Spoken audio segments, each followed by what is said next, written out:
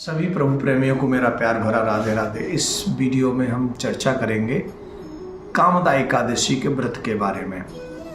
चैत्र मास की शुक्ल पक्ष की एकादशी, जिसे कामदा एकादशी के नाम से जाना जाता है।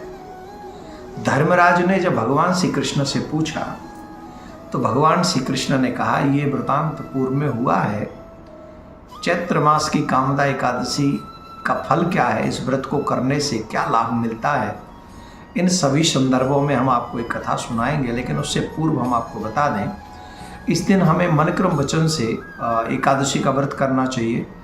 सुबह ब्रह्म मुहूर्त में उठकर स्नान करें, संकल्प करें व्रत का, और उसके बाद अपने इष्ट की पूजा करें। और आज के दिन लक्ष्मी जी की भी विशेष पूजा करें, क्योंकि लक्ष्मी नारायण की पूजा तो होती ही है, और लक्ष्मी जी की पूजा करेंगे तो भी इसका बहुत बड़ा फल है।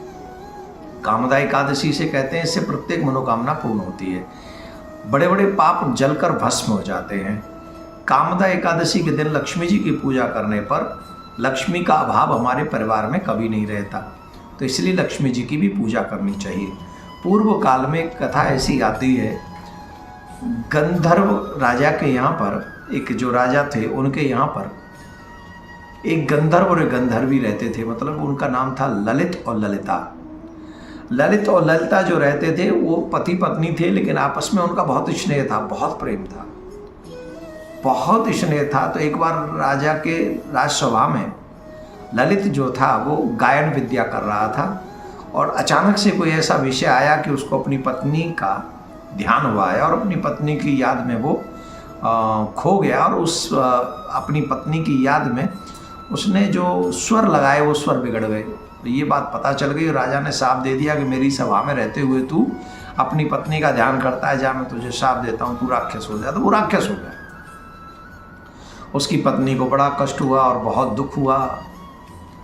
तो उसकी पत्नी ने एक बार श्रृंगी ऋषि से पूछा, तो उन्होंने कहा, चैत्र मास की कामदा एकादशी आने वाली है, अगर तुम व्रत रखोगी और व्रत करके इसका पुण्य इसको दे दोगी तो ये अपने उस राक्षस की योनि से मुक्त हो जाएगा। तो ललिता ने यही किया, और वो उसको अपने पति मिल गए, और उसका पति जो ललित था वो पिशाच योनि से मुक्त हो गया। तो आप ये समझिए, कामदा एकादशी का व्रत करने से उसकी पिशाच योनि, राक्षस योनि मुक्त हो गई। तो हम लोगों के भी अनंत जन्मों के पापों को काटने की क्षमता इस एकादशी के व्रत में है, कामदा एकादशी के व्रत में है। मैं आप सभी से आग्रह करूंगा, 8 तारीख को कामदा एकादशी का व्रत रखा जाएगा, और इस समय बहुत सुंदर सुंदर योग भी बन रहे हैं, तो उन योगों का भी फल आपको मिलेगा। आप लोग 8 तारीख को कामदा एकादशी का व्रत करेंगे, और 9 तारीख को इस एकादशी का पारायण होगा। पारायण का समय 5:55 से आप पारायण कर सकते हैं 8:55। तो ये 9 तारीख को पारायण का समय रहेगा। भगवान श्री कृष्ण प्रिया कांजू सरकार आपकी प्रत्येक मनोकामना पूर्ण करें, और सच्चे मन से आप एकादशी का व्रत कीजिए, तो आपकी प्रत्येक मनोकामना पूर्ण होगी। ज़्यादा से ज़्यादा भजन करें, अपने इष्ट का पूजन करें, और अपने बाल गोपालों को भी जो 7-8 साल से ऊपर है उनको भी व्रत करवाएं। राधे।